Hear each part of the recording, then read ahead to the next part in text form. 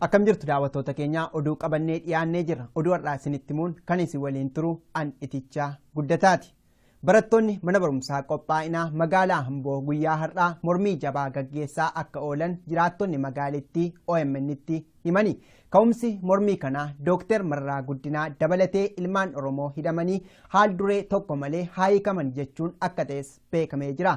Mormii kanaan wal qabatee konkolaataa Salaam Baasii fi konkolaattonni fe'umsaa 3 barbadaa'us maddeen keenya magaalaa Amboorraa OMN'tti himaniiru. Guutuu gabaasa kanaaf Usmaan Hukumee. Guyyaa har'aa jechuun muddee 21 bara 2016tti ammas mormiin bifa haaraan magaalaa Amboo keessatti geggeeffamaa oolee jira. Jiraataan magaalaa Amboo akka nuuf himanitti ka'umsi mormii barattootaa kun Dr. Marraa Guddinaa dabalatee namoonni duuchaan hidhaman haa hiikaman. Gareen Command Post Oromiyaa keessaa qulqullaa'anii bahuu qaban waliigalatti sirna cunqursaa afaan qawweetiin biyyattii bulchaa jiru waliin hin jiraannu jechuudhaan kan gootummaa jabaadhaan mormii geggeessaa jiran. Barattoonni mana barumsaa qophaa'ina Amboo fi sadarkaa lammaffaa Future Generation waliin ta'uudhaan kan isaan mormii geggeessaa jiran. Mormii kanarrattis konkolaataan abbootii qabeenyaa wayyaanee kan ta'e Salaam Baasii fi konkolaattonni fe'aa 3 caccabaniiru jedhan.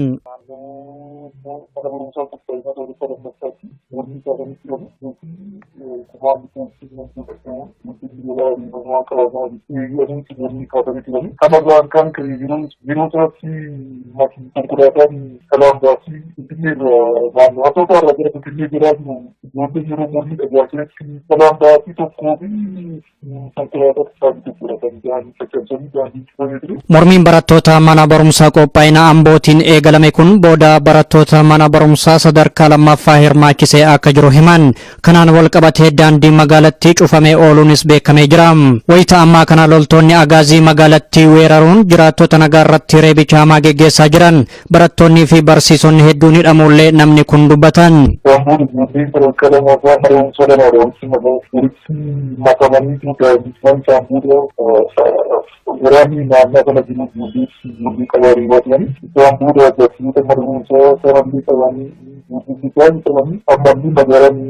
Mormii guyyaa har'aa geggeeffamaa jiru irratti dhaadannooleen dhageessifamaa oolan labsiin yeroo muddamaa hatattamatti haqamuu qaba.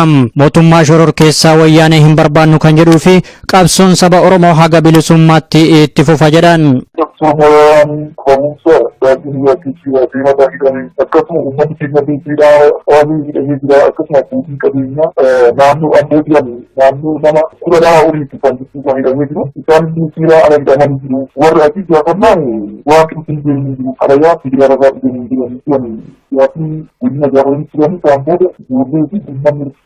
Wayita mormiin barattootaan geggeeffamaa ooletti jiraattonnis akka barattoota isaanii irra miidhaan hin geeffamneef birmataniiru jedhan.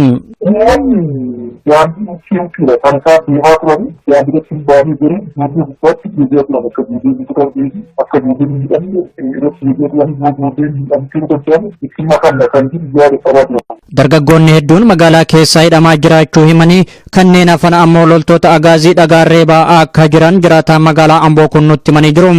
Wayita ammaa kana loltoonni agaazii uummata daandii gubbatti qabanii sakatta'iinsaa fi reebicha irratti geggeessaaru jedhan. Mormiin kun mana barumsaa qophaa'ina Amboo irraa kan eegale yoo ta'u sa'aatiilee muraasa keessatti gara manneen barumsaa sadarkaa lammaffaa Carii, Oddoo Liibanii fi Awwaarottis babal'atee jira.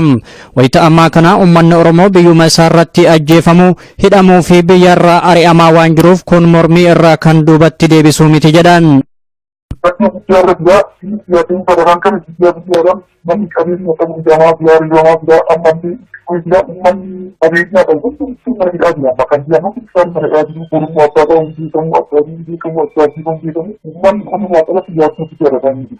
Magaalaa Buraayyuu keessatti humnoonni waraana mootummaa wayyaanee lammiilee nagaa shororkeessitoota deeggaraa jirtu jechuudhaan dararaatti jiraachuun himame.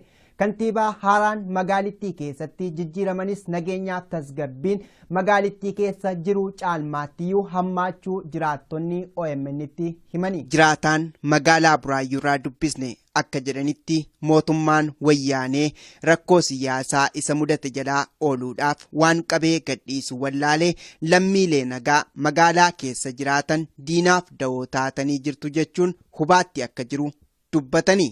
Namoota halkan golgola irra deemanii namoota qabanii namoota bu'aatamarraa ta'anii baafamanii har'a dhaboo dabalataan immoo namoota shororkeessitoota wajjin dhaabbatanii bu'aanoo abba'oo namni isaa turamanii wajjin ilaaltuu dabalataan immoo miidiyaannoo isaaniif laattu godhamanii namoota maqaan isaanii gondotti kennamu namoota 33 baatanii warana kana dhaboo sababii kanaaf bu'aatanii namoonni bu'aatamni jedhamanii. Mootummaan wayyaanee namoota nagaa shororkeessitoota tumsaa jirtu jechuu bira darbee miidiyaalee farreen nageenyaa fi misooma keenyaa ta'an OMN fi isaat hordofaatti jirtu jechuudhaan namoota gara mana hidhaatti guuraa jiraachuullee namni kun dubbataniiru. Naannoo Hamiidinaa fi naannoo Gwafarsaa Gujee Gwafarsa Keellaa naannoo godhamanitti Waswaanee naannoo godhamanitti shororkeessitoota kan isin naannoo keessan baasaa jedhanii namoota walga'iillee waamanii baay'ee namoota kan sodaachisaa jiranidha. Sababii kanarraa kaasanii kan isaan namoota qabanii fajii adda bilisummaa Oromoo kan fannifamanii turan golgola sana sababii sana wal qabsiisee kan namoota hedduu qabanii turan gaafa sana namoota 15 kan isaan qabanii turanii golgola namoota irra funaanaa turanii jiru. Kutaalee magaalaa Buraayyuu iddoowwan garaagaraa keessa imaluudhaan humnoonni waraanaa kunneen mirga namoomaa sarbuu bira darbanii manneen dhuunfaarra deemuudhaan basaasaa akka jiranis namni kun dabaluun himaniiru. Namoota naannoo sana jiraatan mara bayyuu akka bara 2015 dabarsee sana keessa jiraattota mara immoo irra deemnee kan hunduma isaanii roonni nuufa godhee komaandi poostiin gandichaa kan dubbatee sodaachisudha. Magaalaa kana keessatti kantiibaa magaalittii kan turani obbo Dhaabaa Jinfeessaa aangoorraa haa kaafaman malee nageenyaan magaalittii caalmaattiyyuu raafama guddaa keessa akka jirtudha. Wayita kanatti immoo wayita dhaabaan bu'aammoo kan hiikamee namoonni bulchiinsa keessa hojjetan haasaan Mahammad mana godhamu turedha. Nama jijjiiramni inni fidu takkuma illee hin jiru. Ittuma caalaa iyyuu uummanni akka inni tattaafatuu fi akka inni qabsoo godhuudha kan inni taasise malee akka uummanni mormii taasisuudha kan inni taasise tuttuqa malee wanti inni jijjiirama fidu hin jiru. Yeroo darbee magaalaa kana keessatti wayyaaneen kantiibaa muuduudhaan uummataan wal barsiisuuf qondaaltota olaanoo Oromiyaatti dhimma baatee waliin ergitus hirmaattonni waltajjichaa gara mormiitti jijjiiruudhaan osoo hin milkatiin waan hafeef yeroo ammaa eenyu akka kantiibaa ta'e hin beeknu humnoota waraanaa koomaandi poostii ramadametu doorsisee nu bulchaa jira jechuun namni kun dubbataniiru. Maqaa bu'uuraalee misoomaa jedhuun addi bilisummaa uummata Tigraay qonnaan bultoota godina Arsii aanaa Xiyyoo ganda Gooraa Silingoo lafa isaanii irraa buqqisaa akka jiran jiraattonni dubbatanii Usmaan Hukumee waan qindeesse qaba. Jiraataan godina Arsii aanaa Xiyyoo akka jedhanitti walgahii ganda Gooraa Silingoo irratti geggeeffameen kaadireewwan mootummaaf amanamoo ta'an akka qotee bultoonni lafa isaanii irraa kaafaman ibsaa turan. Sababnis bu'uuraalee misoomaa maqaa jedhuun lafa handhuurrii jiraatota irratti dhalate kana manneen jireenyaa keessan irraa diigaa jechuun kaadireewwan aanichaa qotee bultoota doorsisuu itti fufan. Godina Arsii aanaa Xiyyoo keessatti argamaa lafi irraa akka buqqaan jedhee kun jiran amma sodaachisaa kun oolan bakka mootummaa fi homaa irraan qabdanii irraa kaasanii manallee irraa jibbanii ofiin irraa kaasanii iddoo qonnaa yoo taa'ee kun jette gara irraatitti sodeessi kennaa akka sodaanii uummata sodaachisaa kun hin jirani. Tilmaamaan bal'inni lafa kanaa wanta 15 ta'uu himanii abbaa warraa 500 oltu irra jiraata jedhan. Maqaa bu'uuraalee misoomaa jedhuun lafti kun qotee bultoota jalaa yoo saamame jireenyi namoota kanaa yaaddoo jabaa uumuu hin oolus jedhan. Bal'inni isaa tilmaamatti wanta 15dha. Sababni investimentii baasii wasaan irratti ijaaramuudha.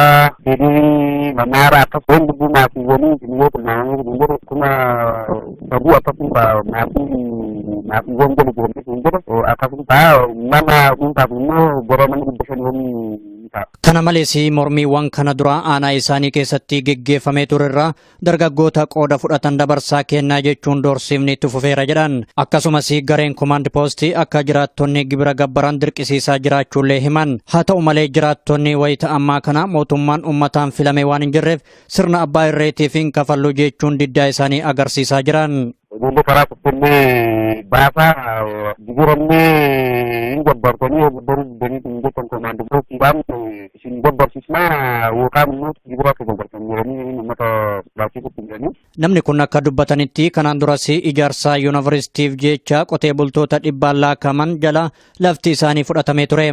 Namoota kanaaf beenyaan tokkos hin kafalamne.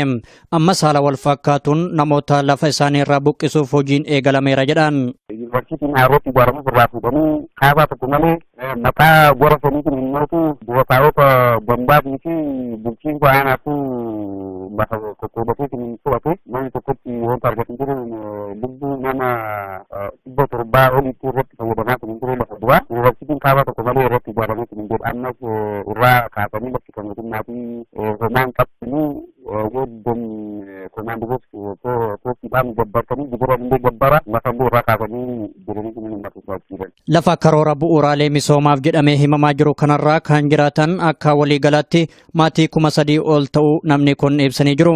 Akka isaan himanitti mootummaan wayyaanee godinaalee addaa Oromiyaa Finfinnee jalatti galchuuf karoora maastar pilaanii Finfinnee jedhee dhiyeessuun isaanii yaadatama. Mormii geggeeffamaa jiruun ammoo wareegamni olaanaan uummata Oromoo mudatee jira. Karoorri maastar pilaanii kun maqaa jijjiiratee bu'uuraalee misoomaa jechuun gara aanaa isaaniittis imalaara jedhan. Dhuguma misooma biyyattiif kan yaadame osoo hin taane tooftaa baay'ina uummata Oromoo ittiin hir'isanidha. Kanaaf karoorri isaanii milkaa'uu akka hin qabne himanii qotee bultoota kana mara lafti isaanii saamamee abbootii qabeenyaatiif yoo kenname carraan isaan qaban tokkos hin jiru. Kana dhaabsisuuf ammoo jiraattonni martii sirna kana dura dhaabbachuu fi hundeedhaan qaarisuu qofa jechuun namni kun addeessanii jiru. Baatii 3 dura namoonni 1,000 olitti lakkaa'aman godina Arsii magaalaa Roobee Diidaa irraa qabamanii xollaa geeffamanii hanga ammaa maatiin ijaan isaan arguu akka hin dandeenye himani. Hidhamtoota sana keessaa dubartoonni ulfaa jiraachuullee jiraattonni OMN'tti himani. Ammas Usmaan Hukumee gabaasa qaba. Mormiilee jajjaboo magaalaa Roobee Diidaa keessatti geggeeffamee tureen namoonni 1,000 laakaman kan isaan hidhaman. Baatilee 3 dura erga duuchaan qabamanii gara mooraa leenjii waraana xollaa geeffamanii booda haga ammaatti carraa maatii isaaniitiin wal arguu dhoorgamanii jiran.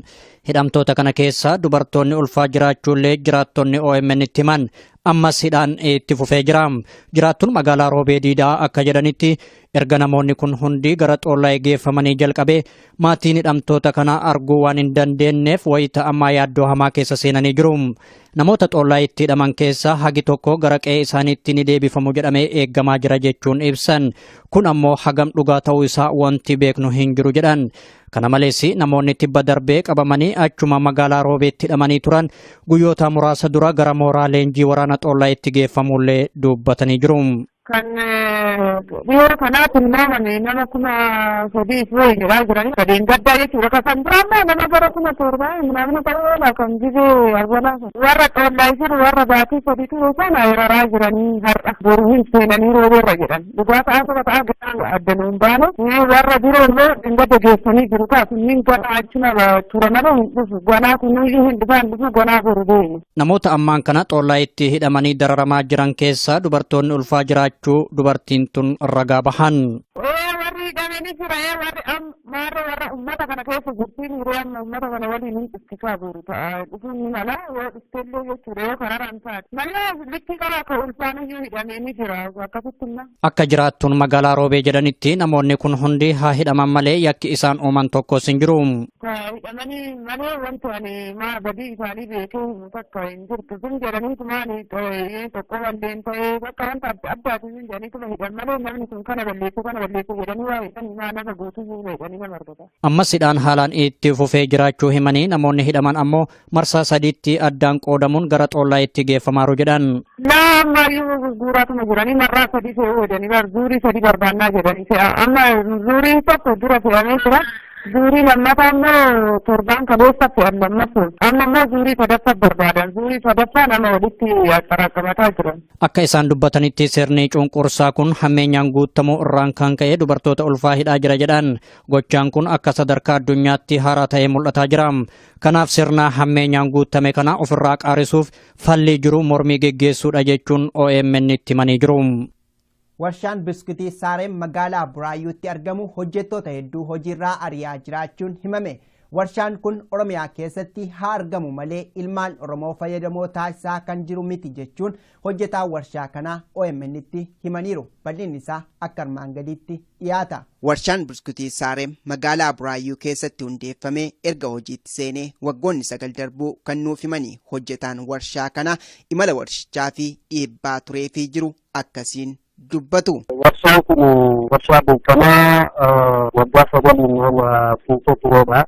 Hojjettoota baay'ee illee gatii salphaa ta'een dabalatee ijoollee umurii isaanii sadarkaa hojjetu illee kan inni gatii salphaa ta'een ijoollee illee qacaree hojjisiisaa tureedha. Amma immoo sadarkaan namoota hojjettoota achi keessaa jiru yookiin immoo baasaa jiruu fi sababii miindaa baafatanii dabalama miindaa isa jedhamu bara darbee kaasee hojjetan namoota kana kaasee jira hojjetan namaa asitti sababii miindaa tokko namoota jedhamuufi hojjettoota dhaabbataa ta'aniif hojjettoota kontiraataa ta'aniif jechuudha. Warshaan Saarem dachee Oromiyaa irratti haa argamu malee iddoowwan gadi aanaatti ramaduudhaan hojjechiisaa kan jiru ilmaan Oromoo ta'us dubbatu. Gaaffii daballii miindaa fi loogii sanyummaa isaan irratti raawwachaa jiru bu'uura godhachuun warshaan kun ilmaan Oromoo addatti baasee hojiirraa ari'aa jira jechuunis komatu. Namni Oromoo ta'u kan achi keessa jiru kamiyyuu sadarkaa guddaarra namni jiru hin jiru. Akka isaanii sadarkaa guddaarra kan jiru namni jiraatu kan ta'u. Eenyuyyuu sadarkaa guddaarraa bulchiinsaa taasee hanga facarrii humna namaatti kan hojjetu isaan dhaabbataadhaan irra caala jechuudha. Carraan duraa kan isaan kennamu carraa gadi'aanan kan kennamuuf lammii keenyaaf kana biraan wal qabate akka barbaadan arrabsamuu akka barbaadan mirgi isaanii cimsifamuutu dhimmataa achi keessatti. Gaaffii fi mormii hojjettoonni warshichaa gaafatan irratti kantiibaan magaalittii duraanii kan ta'ani obbo Dhaabaa Jinfeessaa bakka argamanitti abbaan qabeenyaa warshaa kanaa hojjettoota 280 haaraan barbaada wayita jedhanitti obbo Dhaabaan dursa rakkoo warreen hojiirra jiranii furamuu qaba jechuun dubbatanii akka turanis hojjetaa warshaa kanaa akkasiin OMN itti dubbatu. Hojjettoota 280 kan inni gaafatee ture utuu hir'ina achi keessa jiru furuun akkamittiin hojjetaa kana kana nu gaaf jedhee obbo Dhaabaan immoo xiyyeeffatee dubbatuufi obbo Dhaabaan qaamaan seenanii arganii rakkoo jiru hundumaa arganii asumaan ba'anii erga ba'an immoo guyyaa muraasa hin turre asumaan jijjiiraman jechuudha. Warshaalee hedduun godina addaa Oromiyaatti hundeeffamuun namoota dhuunfaa fayyadamoo haa taasisu malee saba Oromoo akka sabaatti gama hawaasa dinagdeenis ta'e siyaasaan waan fayyadirra miidhaa fi dhiibbaa geessisu caala jechuun namni kun dubbataniiru. Dargaggoonni Oromoo hedduun magaalaa Dirree Dhawaa ganda malkaa jabduu keessaa loltoota wayyaaneetiin qabamanii hidhamaa jiraachuun himame. Usmaan Kumee gabaasa qaba. Jiraataan magaalaa Dirree Dhawaa akka jedhanitti sirni garee wayyaaneetiin durfamu kun uummata Oromoo irraa miidhaa dhaqqabsiisaa jira. Keessumattuu erga hagayya bara 2016tti mormiin seena qabeessa magaalaa isaanii keessatti geggeeffame eegalee hidhaa fi ukkaamsaan itti fufee jira. Dhiheenna kanas dargaggoonni Oromoo hedduun manneen jireenyaa isaanii keessaa qabamanii waajjira buufata poolisii ganda malkaa jabduutti hidhamuu dubbatan. Dargaggoonni kan hidhaman buufata poolisaa malkaa jabduuti. Kun immoo gara Dirree goborsanii Dirree irraa nama qabala keessatti deemsa agoonii qabala irratti yeroo deemsa warri qabala hawwaannaa godhin deebi. Akka namni kun jedhanitti magaalaa Dirree Dhawaa keessa kan jiraatan sabaa fi sablammoota biyyattii hedduudha. Haa ta'u malee sabni Oromoo biyyuma isaanii magaalaa Dirree Dhawaa keessa adamsamaa jiran. Mootummaan wayyaanee saba Oromoo kana addatti adamsee mana hidhaatti guuraa jiraachuu jibbiinsa daangaa dabarte jedhan. Loltoonni agaazii dukkana halkanii golgaa taasifachuun manneen namoota humnaan cabsanii seenuun jiraattota nagaa ukkaamsuu irratti bobba'anii jiran. Waan Oromoo ta'uu yeroo naannoo sanatti bakka sabaa sablammoonni jiru waan ta'eef gongaa Oromooti gonga Somaaleeti jira. Sanarraa kaasee gongoota Oromoo keessatti golgolollee waatii waan gooba namni qotamaniitiin bobba'ee jira. Sababaan dargaggoonni Oromoo magaalaa Dirree Dawaa keessa duuchaan hidhamaa jiraniif maali gaaffii jedhuuf namni kun akkasitti deebisan. Sababaan bakka kan duraan Oromoo isin beekumsa saaftanii yeroo hiriira irratti hin argamin hiriira baatanii isintu Oromoon waan dabarsaa isintu waan sheerga baay'anii ijoollee hedduu kanatti baafatanii gara Oromiyaa keessa baratanii kan jiraniif jiran habaannaa baatii joongana kanaaf isaanii waliin argina nyaatiin isaanii asii waa hojii humnaa dalaganii asii achitti isaan jiraachisaa asitti illee ofii isaaniif karakkachaa jiran jiru. Akka jecha nama kanaatti magaalaan Dirree Dawaa wiirtuu daldala biyyattii ta'uudhaan kan isiin beekamtu. Namoonni achi keessa jiraatan hedduun hojii daldalaa irratti bobba'aniiti kan isaan of jiraachisan. Kanneen daldala irratti bobba'uu fi hojii humnaa hojjechuudhaan of jiraachisan qabeenyi isaanii loltoota agaaziitiin jalaa saamamaara jedhan. Dhugaa dubbachuuf naannoo kana duraanis namni qotatee jiraanti dabqaan jiraadha. Hajaannaa namni duraan hojjetee bakka feetee deemtee dalagachuuf illee waan rakkisaan qaamni gara Oromiyaallee dabre yoo jettu keellaa iddoo hunda irratti keellaa godhanii namni agaazii tarkaanfiidhaan godhamee jira. Ni fakkishan ta'an abbaa qaawwan qaban achumaan siidhanii godhamanii dhoksii fudhatan yoo inni abbaa qaa qabaattee jettu dabartee keessaa akka deemtu si qoratu. Kanuma baasan ta'u bakka namoonni hundinuu waan hojjetaniif hojii deemanii duraan bakka bakkatti socho'anii dalagatan sun sodaatanii. Mormii baatii hagayya darbe geggeeffameen dargaggoonni hedduun hidhamanii turan haga ammaatti mana hidhaa keessa jiraachuullee namni kun eeranii jiru. Ammas mormiin biroo ka'uu mala sodaa jedhuun loltoonni agaazii uummata Oromoo magaalattii keessa jiraatan hidhuu itti fufaniiru jechuun namni kun dubbatanii jiru. Hayyee daawwattoota keenya oduun har'aaf qabannee dhiyaannee kanumaan gammaa ture oduu har'aa isinitti himuun kan isin waliin ture an itichaa guddataati. Sagantaalee OMN biroo waliin turtii gaarii.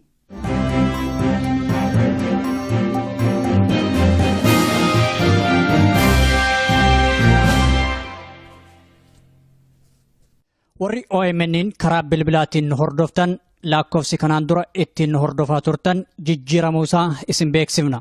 Haaluma kanaan lakkoofsofni haaromni tolaan OMN ittiin dhageeffachuu dandeessan kanneen United States keessa jiraattan 641 552 5055 United Kingdom 0330 332 6333 Germany 511 090 40 47 Norway 2195 32 08 Sweden 08 403 031 94 Italy 06 899 730 19 South Africa yookaan Afrikaa Kibbaa 271 210 03 057 Australia 02 80 72 51 70 irratti nu dhageeffachuu dandeettan.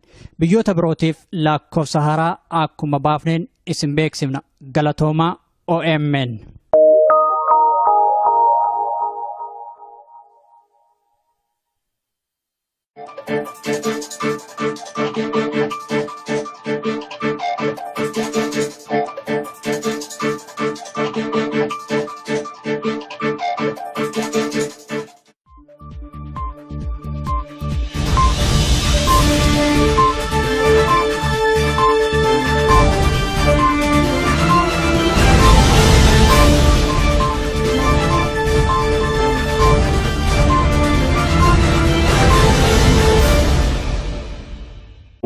bakka mootummaa fi homaarraan qabdanii irraa kaafanii manallee irraa guddanii ofiillee irraa kaafanii iddoo qonnaa yoo taa'ee kun jette gara baatitti sobeessi kennumaa akka godhamu uummata godhaachisaa kun jedhanii. Tilmaamaan bal'inni lafa kanaa wanta 15 ta'uu himanii abbaa warraa 500 oltu irra jiraata jedhan. Maqaa bu'uuraalee misoomaa jedhuun lafti kun qotee bultoota jalaa yoo saamame jireenyi namoota kanaa yaaddoo jabaa uumuu hin oolus jedhan. Bal'inni isaa tilmaamatti wanta 15 sababni investimentii baasii ustaan godhatti ijaaramu egaa fedhii manaara akkasumas guddinaa fi walii biyyoota tilmaamanii kun jedhu kuma saduu akkasuma maafiiwwan godhu jedhamte kun jedhu akkasuma mana dhuunfaaf immoo gara mana 500 isaa. Kana malees mormiiwwan kana dura aanaa isaanii keessatti geggeeffamee turerra dargaggoota qooda fudhatan dabarsaa kennaa jechuun doorsiifni itti fufeera jedhan. Akkasumas gareen komaand poostii akka jiraattonni gibira gabbaran dirqisiisaa jiraachuullee himan. Haa ta'u malee jiraattonni wayita ammaa kana mootummaan uummataan filame waan hin jirreef sirna abbaa irreetiif hin kafallu jechuun diddaa isaanii agarsiisaa jiran. Ijoollee karaa tokkollee baasaa jijjiirannee hin gabbartanii gabbaruu dandanii hin jettan komaand poostiidhaan isin gabbarsiisnaa yookaan immoo jibira akka gabbartan jedhanii uummata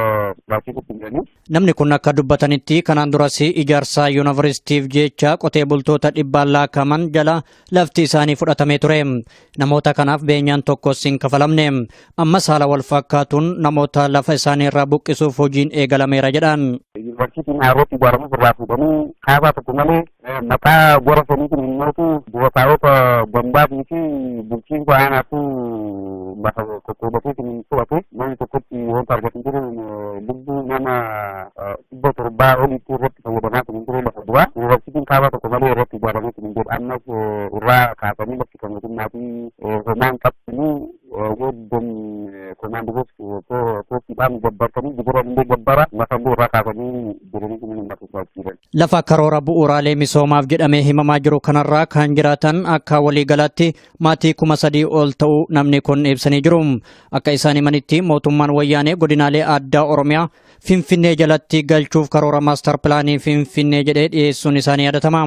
Mormii geggeeffamaa jiruun ammoo wareegamni olaanaan uummata Oromoo mudatee jira. Karoorri maastar pilaanii kun maqaa jijjiiratee bu'uuraalee misoomaa jechuun gara aanaa isaaniittis imalaara jedhan. Dhuguma misooma biyyattiif kan yaadame osoo hin taane tooftaa baay'ina uummata Oromoo ittiin hir'isanidha. Kanaaf karoorri isaanii milkaa'uu akka hin qabne himanii qotee bultoota kana mara lafti isaanii saamame abbootii qabeenyaatiif yoo kenname carraan isaan qaban tokkos hin jiru. Kana dhaabsisuuf ammoo jiraattonni martii sirna kana dura dhaabbachuu fi hundeedhaan qaarisuu qofa jechuun namni kun addeessanii jiru. Baatii 3 dura namoonni 1,000 olitti lakkaa'aman godina Arsii magaalaa Roobee Diidaa irraa qabamanii xollaa geeffamanii hanga ammaa maatiin ijaan isaan arguu akka hin dandeenye himani. Hidhamtoota sana keessaa dubartoonni ulfaa jiraachuullee jiraattonni OMN'tti himani. Ammas Usmaan Kumee gabaasa qaba. Mormiilee jajjaboo magaalaa Roobee Diidaa keessatti geggeeffamee tureen namoonni 1,000 laakaman kan isaan hidhaman. Baatilee 3 dura erga duuchaan qabamanii gara mooraa leenjii waraana xollaa geeffamanii booda haga ammaatti carraa maatii isaaniitiin wal arguu dhoorgamanii jiran. Hidhamtoota kana keessa dubartoonni ulfaa jiraachuullee jiraattonni OMN'tti himan. Ammas hidhaan itti fufee jira. Jiraattuun magaalaa Roobee Diidaa akka jedhanitti erga namoonni kun hundi gara xollaa geeffamanii jalqabee maatiin hidhamtoota kana arguu waan hin dandeenyeef wayita ammaa yaaddoo hamaa keessa seenanii jiru. Namoota xollaa itti hidhaman keessa hagi tokko gara qe'ee isaaniitti ni deebifamu jedhamee eeggamaa jira jechuun ibsan. Kun ammoo hagam dhugaa ta'uu isaa wanti beeknu hin jiru jedhan. Kana malees namoonni tibba darbee qabamanii achuma magaalaa Roobeetti hidhamanii turan guyyoota muraasa dura gara mooraa leenjii waraana xollaa itti geeffamullee dubbatanii jiru. Kan dhiyoo kanaa tilmaamame nama 3,000 wayii jedhaa jiranii sadeen gaddaa jechuudha. Kan biraammoo nama gara 7,000 namni ta'uu kan jibee awwalaa warra xollaa jiru warra baatii 3 sana hiraraa jiranii har'a boru hin seenanii roobeerra jedhan. Dhugaa ta'aa ta'aa addanuun baane warra biroo immoo dhingada geessanii jiru ta'a kunniin gona achuma turanama hin dhufu gonaa kunniin hin dhufan dhufu gonaa boru deemu. Namoota ammaan kana xollaa itti hidhamanii dararamaa jiran keessa dubartoonni ulfaa jiraachuu dubartiin tun ragaa bahan. Warri hidhamanii jira warra ummata kana keessa gurtiin hiriyaan ummata kana waliin hin ittisaa jiru ta'a dhufuun ni mala yoo dhufteellee jechuudha yoo kararaan taate malee likkii karaa akka ulfaaniyyuu hidhamee ni jira akkasitti immoo. Akka jiraattuun magaalaa Roobee jedhanitti namoonni kun hundi haa hidhaman malee yakki isaan uuman tokkos hin jiru. Hidhamanii malee wanti ani badii isaanii beekee takka hin jirtu sun jedhanii tumaani tokko waldeen ta'ee bakka wanta adda addaatiin hin jedhanii tuma hidhan malee namni sun kana balleessuu jedhanii waa hidhanii maa nama guutuu jedhanii nama argata. Ammas hidhaan haalaan itti fufee jiraachuu himanii namoonni hidhaman ammoo marsaa 3tti addaan qoodamuun gara xollaa itti geeffamaaru jedhan. Naammayyuu guuraatuma jiranii marraa 3 fe'uu jedhanii zuurii 3 barbaannaa jedhanii amma zuurii tokko dura fe'amee jira Zurii lammataa immoo torbaan kaleessa fe'an lammaffaa. Amma immoo zurii sadaffaa barbaadan. Zurii sadaffaa nama walitti xaraqqamataa jiran. Akka isaan dubbatanitti sirni cunqursaa kun hammeenyaan guutamuu irraan kan ka'e dubartoota ulfaa hidhaa jira jedhan. Gochaan kun akka sadarkaa addunyaatti haaraa ta'ee mul'ataa jira. Kanaaf sirna hammeenyaan guutame kana ofirraa qaarisuuf falli jiru mormii geggeessuudha jechuun OMN itti himanii jiru.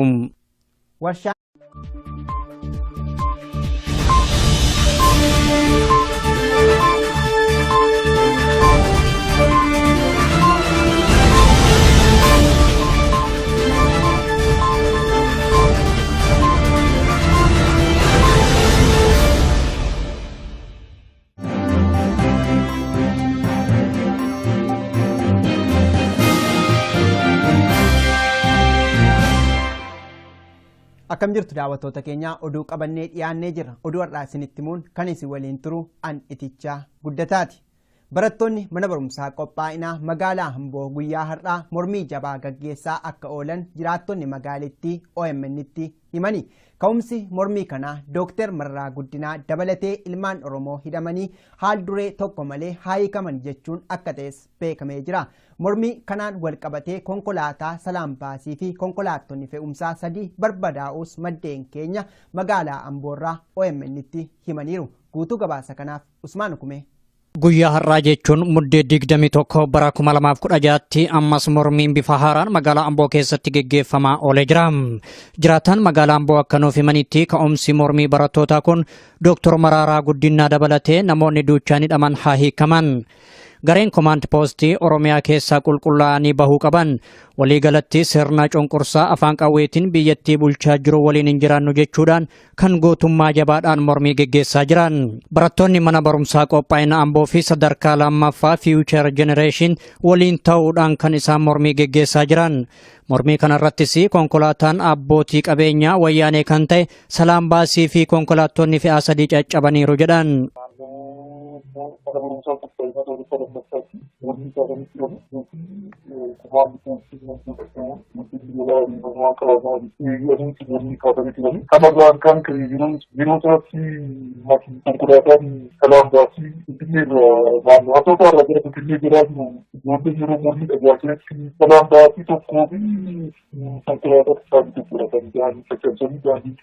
Mormiin barattoota mana barumsaa qophaa'ina Ambootiin eegalame kun booda barattoota mana barumsaa sadarkaa lammaffaa hirmaachisee akka jiru himan.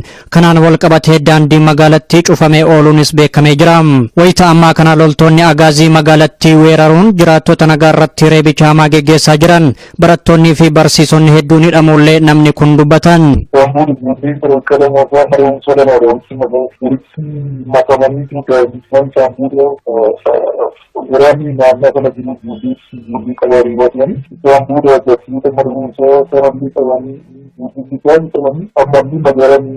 Mormii guyyaa har'aa geggeeffamaa jiru irratti dhaadannooleen dhageessifamaa oolan labsiin yeroo muddamaa hatattamatti haqamuu qaba. Mootummaa shororkeessaa wayyaanee hin barbaannu kan jedhuu fi qabsoon saba Oromoo haga bilisummaatti itti fufa jedhan.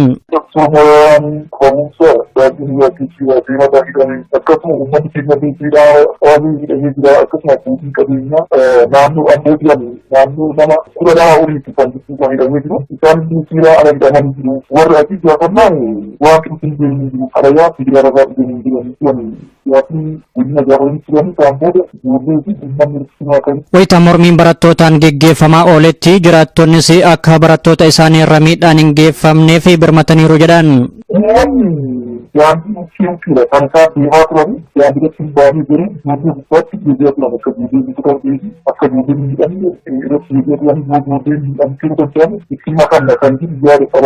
Dargaggoonni hedduun magaalaa keessaa hidhamaa jiraachuu himanii kanneen hafan ammoo loltoota agaazii dhagaarree ba'aa akka jiran jiraataan magaalaa Amboo kun nutti himanii jiru. Wayita ammaa kana loltoonni agaazii uummata daandii gubbatti qabanii sakatta'iinsaa fi reebicha irratti geggeessaaru jedhan. Mormiin kun mana barumsaa qophaa'ina Amboo irraa kan eegale yoo ta'u sa'aatiilee muraasa keessatti gara manneen barumsaa sadarkaa lammaffaa Carii, Oddoo Liibanii fi Awwaarottis babal'atee jira. Wayita ammaa kana uummanni Oromoo biyyuma isaa irratti ajjeefamuu, hidhamuu fi biyyarraa ari'amaa waan jiruuf kun mormii irraa kan duubatti deebisuu miti jedhan. Bakki guddaa irra yaatiin sadarkaan kana guddaadhaan namni qabeenya qabu jamaa biraa ammanni uummanni qabeenyaa qabu mana hidhaa jira bakka jedhamu isaan mana hidhaa jiru borummaa abbaa ta'uun beekamu abbaatiin beekamu abbaatiin beekamu uummanni kun waaqalatti yaaduu jaallatanii. Magaalaa Buraayyuu keessatti humnoonni waraana mootummaa wayyaanee lammiilee nagaa shororkeessitoota deeggaraa jirtu jechuudhaan dararaatti jiraachuun himame. Kantiibaa haaraan magaalittii keessatti jijjiiramanis nageenyaaf tasgabbiin magaalittii keessa jiru caalmaattiyyuu hammaachuu jiraattonni OMN'tti himani. Jiraataan magaalaa Buraayyuurraa dubbisne akka jedhanitti mootummaan wayyaanee rakkoo siyaasaa isa mudate jalaa ooluudhaaf waan qabee gadhiisu wallaalee lammiilee nagaa magaalaa keessa jiraatan diinaaf da'oo taatanii jirtu jechuun hubaatti akka jiru dubbatanii.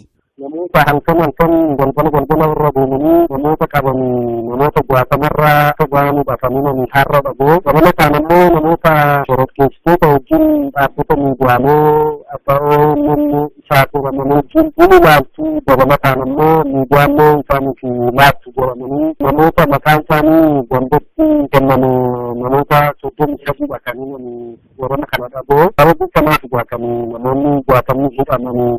Mootummaan wayyaanee namoota nagaa shororkeessitoota tumsaa jirtu jechuu bira darbee miidiyaalee farreen nageenyaa fi misooma keenyaa ta'an OMN fi isaat hordofaatti jirtu jechuudhaan namoota gara mana hidhaatti guuraa jiraachuullee namni kun dubbataniiru. Keessumaa naannoo Haamiidinaa fi naannoo Gafarsaa Gujii Gafarsa Kiillaa naannoo jedhamanitti Ashaanuu naannoo jedhamanitti shororkeessitoota kan isin naannoo keessan baasaa jedhanii namoota walga'iillee waamanii baay'ee namoota kan sodaachisaa jiranidha. Sababii kanarraa kaasanii kan isaan namoota qabanii fajii adda bilisummaa Oromoo kan fannifamanii turan galgala sana sababii sana wal qabsiisee kan namoota hedduu qabanii turan gaafa sana namoota 15 kan isaan qabanii turanii galgala namoota irra funaanaa turanii jiru. Kutaalee magaalaa Buraayyuu iddoowwan garaagaraa keessa imaluudhaan humnoonni waraanaa kunneen mirga namoomaa sarbuu bira darbanii manneen dhuunfaarra deemuudhaan basaasaa akka jiranis namni kun dabaluun himaniiru. Namoota naannoo sana jiraatan mara bayyuu akka bara 2015 dabarsuu kana keessa jiraattota mara immoo irra deemnee kan hunduma isaanii roonni nuufa godhee kumaan poostiin gandichaa kan dubbatuu sodaachisuudha. Magaalaa kana keessatti kantiibaa magaalittii kan turani obbo Dhaabaa Jinfeessaa aangoorraa haa kaafaman malee nageenyaan magaalittii caalmaattiyyuu raafama guddaa keessa akka jirtudha. Wayita kanatti wayita dhaabaan bu'aammoo kan hiikamee namoonni bulchiinsa keessa hojjetan haasaan Mahammad mana jedhamu tureedha. Nama jijjiiramni inni fidu takkuma illee hin jiru. Ittuma caalaa iyyuu uummanni akka inni tattaafatuu fi akka inni qabsoo godhuudha kan inni taasisu malee akka uummanni mormii taasisuudha kan inni taasisu tuttuqa malee wanti inni jijjiirama fidu hin jiru. Yeroo darbee magaalaa kana keessatti wayyaaneen kantiibaa muuduudhaan uummataan wal barsiisuuf qondaaltota olaanoo Oromiyaatti dhimma baatee waliin ergitus hirmaattonni waltajjichaa gara mormiitti jijjiiruudhaan osoo hin milkatiin waan hafeef yeroo ammaa eenyu akka kantiibaa ta'e hin beeknu humnoota waraanaa koomaandi poostii ramadametu doorsisee nu bulchaa jira jechuun namni kun dubbataniiru. Maqaa bu'uuraalee misoomaa jedhuun addi bilisummaa uummata Tigraay qonnaan bultoota godina Arsii aanaa Xiyyoo ganda Gooraa Silingoo lafa isaanii irraa buqqisaa akka jiran jiraattonni dubbatanii Usmaan Hukumee waan qindeesse qaba. Jiraataan godina Arsii aanaa Xiyyoo akka jedhanitti walgahii ganda Gooraa Silingoo irratti geggeeffameen kaadireewwan mootummaaf amanamoo ta'an akka qotee bultoonni lafa isaanii irraa kaafaman ibsaa turan. Sababnis bu'uuraalee misoomaa maqaa jedhuun lafa handhuurri jiraatota irratti dhalate kana manneen jireenyaa keessan irraa diigaa jechuun kaadireewwan aanichaa qotee bultootaa doorsisuu itti fufan. Godina Arsii aanaa Xiyyoo keessatti argamaa lafi irraa akka buqqaan jedhee jedhaa jiran. Amma sodaachisaa kun hin oolan